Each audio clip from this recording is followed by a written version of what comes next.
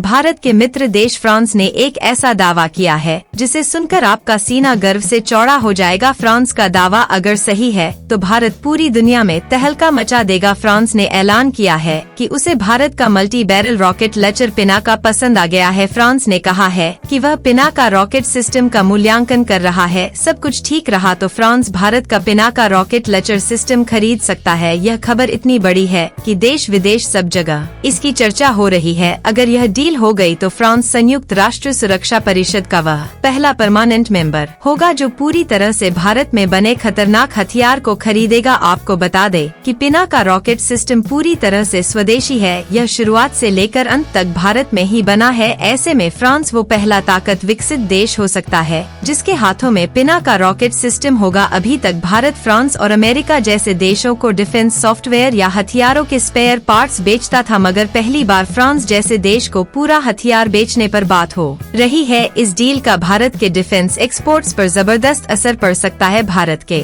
हथियारों पर पूरी दुनिया का भरोसा बढ़ जाएगा। अगर फ्रांस ने पिनाका सिस्टम खरीद लिया तो यह भारत के स्वदेशी हथियारों का सबसे बड़ा प्रचार होगा। भारत के डिफेंस एक्सपोर्ट्स लगातार बढ़ रहे हैं, लेकिन फ्रांस की डील स्वदेशी हथियारों के एक्सपोर्ट में उछाल ला सकती है। भारत पहले ही आर्मेनिया को पिनाका रॉकेट सिस्टम दे चुका है। भारत ने फिलीपींस को ब्रह्मस मिसाइल भी दी है। भारत आस पड़ोस के देशों और अफ्रीकी देशों में भी हथियार बेचता है, मगर फ्रांस सबसे बड़ा क्लाइंट हो सकता है। आपको बता दें कि भारत के लिए पिनाका रॉकेट सिस्टम का धार्मिक महत्व भी है। पिनाका हथियार प्रणाली का नाम भगवान शिव के धनुष पर रखा गया है। बहरहाल इस डील को लेकर कुछ लोगों ने चिंता भी जताई है। कुछ एक्सपर्ट्स का कहना है कि फ्रांस भारत से पिनाका खरीद के यूक्रेन को बेच सकता है, क्योंकि फ्रांस की अभी किसी देश के साथ सीधी जंग नहीं है। फ्रांस दूसरे यूरोपीय देशों की तरह ही यह हथियार यूक्रेन में खड़े कर सकता है। वैसे तो कुछ एक्सपर्ट्स का यह भी कहना है कि भारत पूरी शर्त के साथ ही पिनाका रॉकेट सिस्टम फ्रांस को देगा, मगर फ्रांस ने शर्त तोड़ भी दी तो भारत कुछ नहीं कर पाएगा। अब आप सोचिए कि यूरोप के एक देश एस्टोनिया ने रूस से लड़ाकू विमान खरीदे और उन्हें यूक्रेन को